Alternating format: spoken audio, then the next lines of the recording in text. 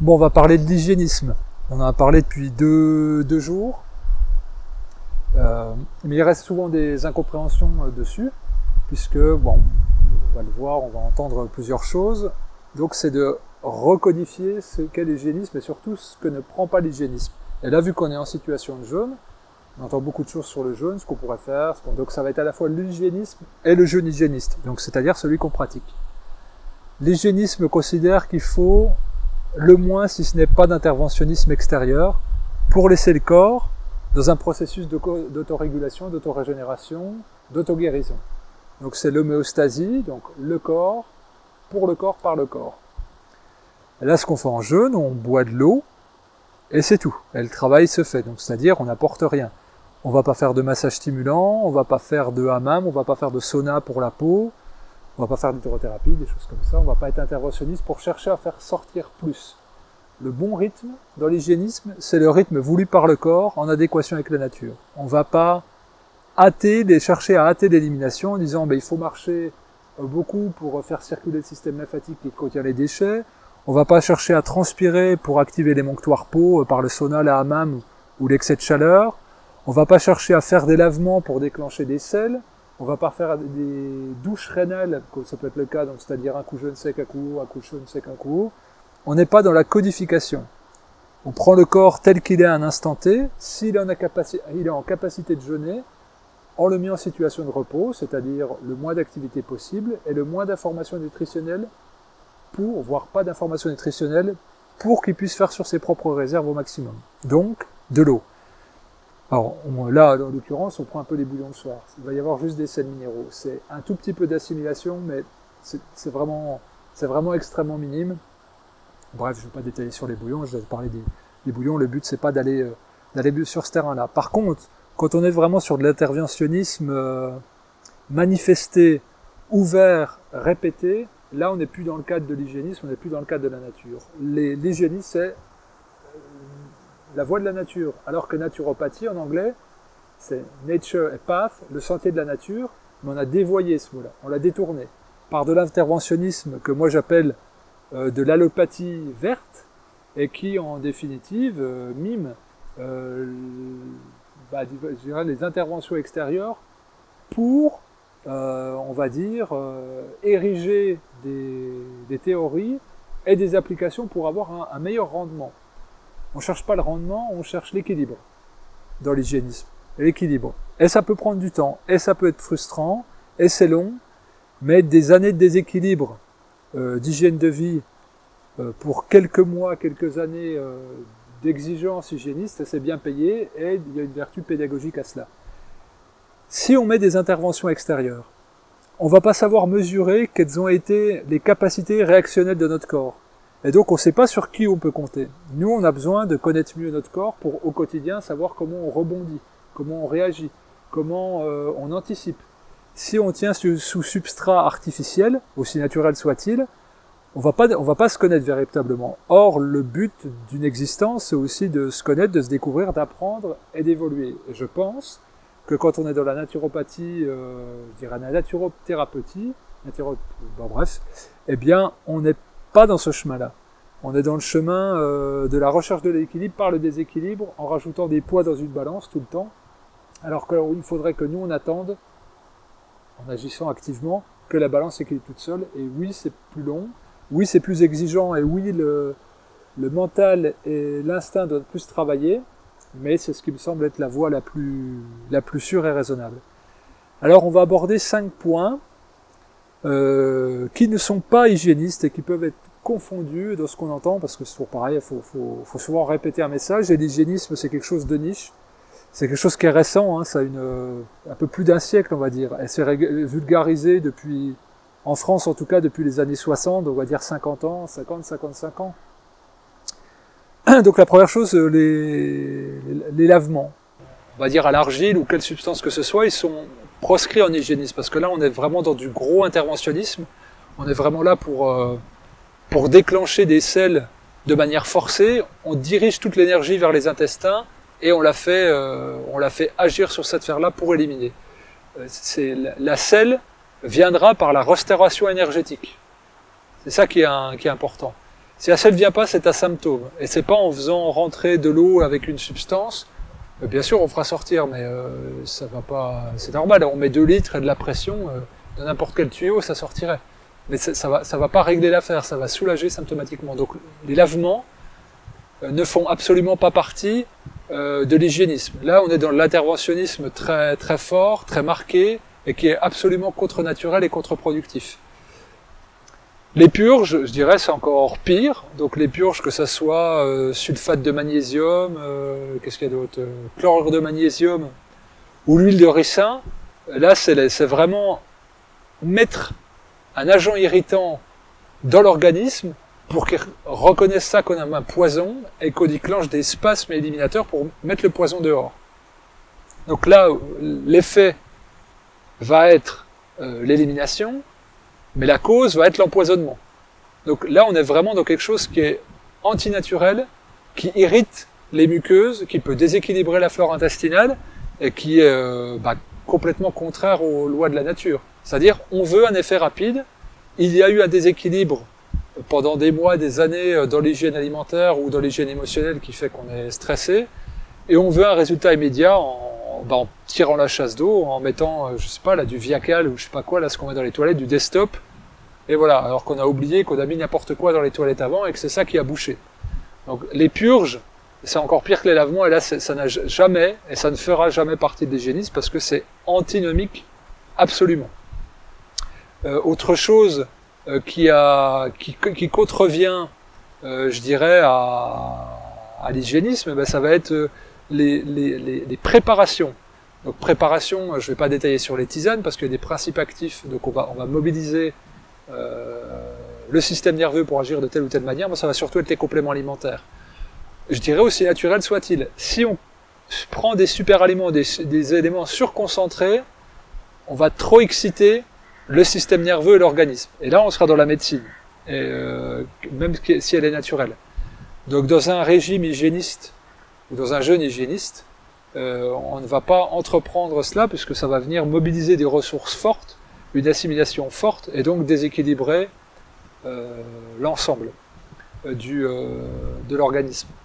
C'est vraiment je vais dire, à rappeler très souvent, parce qu'on va se dire, la spiruline, la chlorella, d'accord, mais en fait, pour la récolter, c'est assez compliqué, et en définitive, on a peu de chances de tirer profit dans les médias. On cherche la reconstruction progressive. Par contre, s'il y a grosse carence, s'il y a un gros problème métabolique, on va pas se priver de ces éléments-là, mais on ne sera plus dans l'hygiénisme. C'est pas de dire il faut pas faire, il faut faire. C'est dire à quelle classe appartient quel élément. Et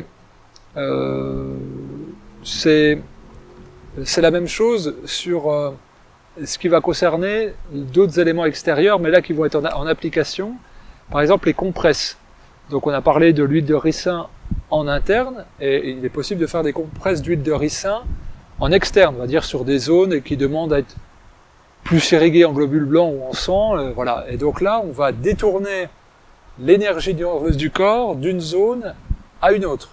Et donc, ça c'est complètement contraire. Donc que ça soit les emplâtres d'argile ou les compresses d'huile de ricin, ça n'appartient absolument pas à l'hygiénisme. On est dans l'intervention thérapeutique. Je ne dis pas qu'elle est mauvaise, c'est pas ça du tout le propos, encore une fois.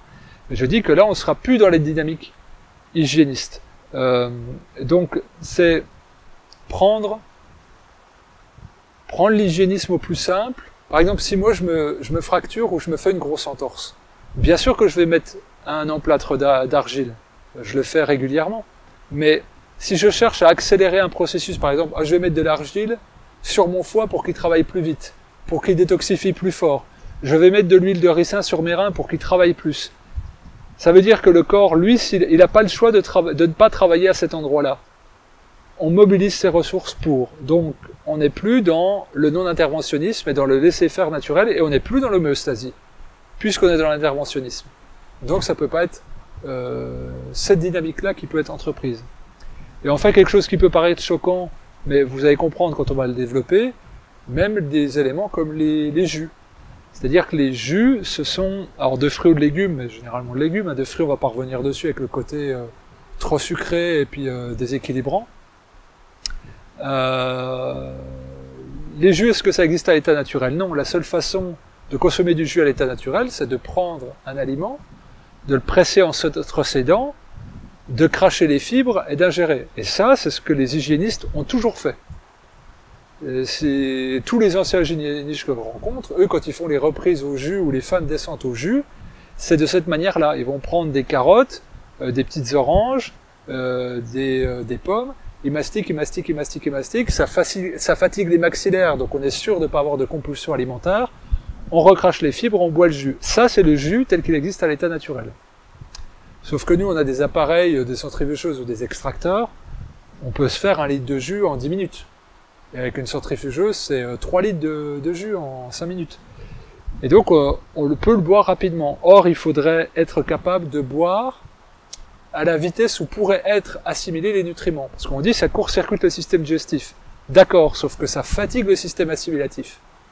Et donc, c'est pour ça que quand vous jeûnez au jus, il y a peu de détox. Et il y a peu de perte de poids, parce qu'on mobilise une quantité d'énergie énorme vers le système assimilatif. Moi, si je jeûne au jus, par exemple en perte de poids, sur une semaine, je vais perdre entre 700 grammes et 1,2 kg. Si je jeûne à l'eau, je vais perdre entre 5 et 7,5 kg. Donc la perte de poids manifeste est le facteur numéro 1 qui montre la détoxination, et même je vais le sentir, que je vais pas être inversé énergétiquement, que je vais pas être dans l'utilisation de mes ressources pour l'élimination. Alors ça peut être bien pour les personnes qui ne jeûnent pas, mais on sera plus dans le jeûne hygiéniste, et au quotidien, on va déséquilibrer l'ensemble. Alors il faudrait boire des toutes sinon en hygiénisme, ce qu'on recommande, c'est de prendre les jus à la petite cuillère. Et là, c'est un rythme convenable. Et c'est pas de boire à la paille ou au truc. Moi, des fois, je vois des gens qui me disent, je prends 3 litres de jus, je vais être alcalin. Ouais, non.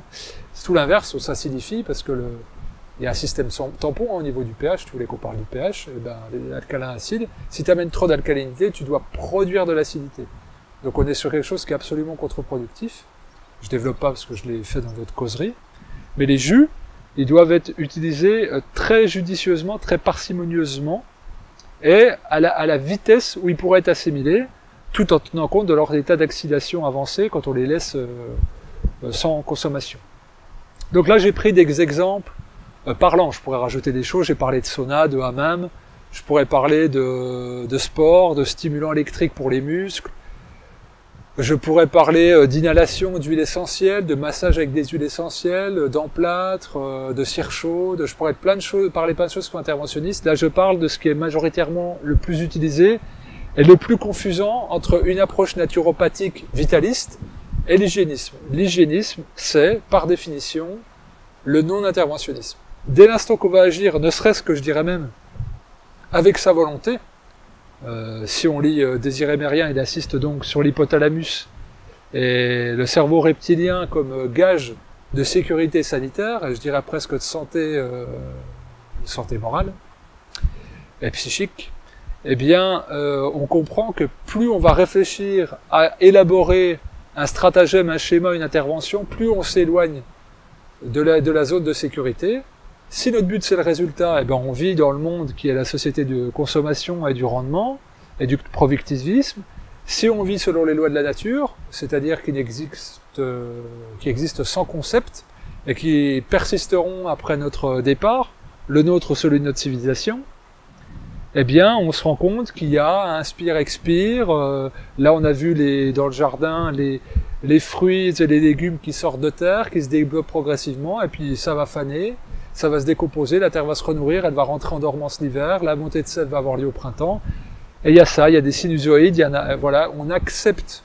La nature ne cherche pas le rendement et le profit, elle cherche l'équilibre. Et nous, on cherche, parce qu'on est dans cet algorithme-là, hein, le rendement, la performance. Rentrer dans la pensée hygiéniste, c'est déjà couper avec ce mode de pensée-là, ce mode de fonctionnement-là, et accepter la frustration, accepter parfois le non-résultat apparent, accepter de refaire de l'énergie nerveuse par le repos, pour à un moment donné déclencher des processus d'autorégulation, d'auto-guérison, d'autorégénération cellulaire, qui eux vont s'inscrire dans le temps, vont nous apprendre, vont nous éduquer, vont nous faire ressentir progressivement, et on est sûr que nos ressentis ce sont les nôtres, et c'est pas ceux de la prise d'un jus de légumes avec du gingembre, d'un super aliment, d'un super champignon, d'une super algue, d'un top lavement, d'une hydrothérapie avec 80 litres en 1 heure dans les intestins, etc., etc., ou d'une purge qui va être hyper empoisonnante pour l'organisme, au point de déclencher des diarrhées pendant 1 jour et demi.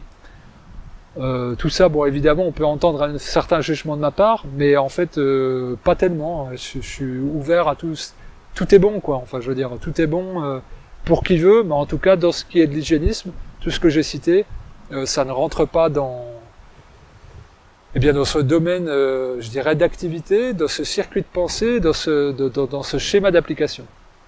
Donc voilà, j'espère que ça vous a éclairé là pour ce qu'on fait en jeûne actuellement, que le fait qu'on ait des partis pris forts sur pas aller se balader beaucoup, sur pas prendre des grosses tisanes, pas faire ci, pas faire ça, parce qu'on cherche pas l'optimisation, on cherche l'équilibre, le renforcement du système nerveux pour après, parce que votre après-jeûne, il va être capital pour votre santé, il n'y a pas que le jeûne, et puis la pédagogie pour que vous sachiez être à l'écoute de votre corps pour pouvoir interpréter et déclencher des actions et des non-actions au quotidien.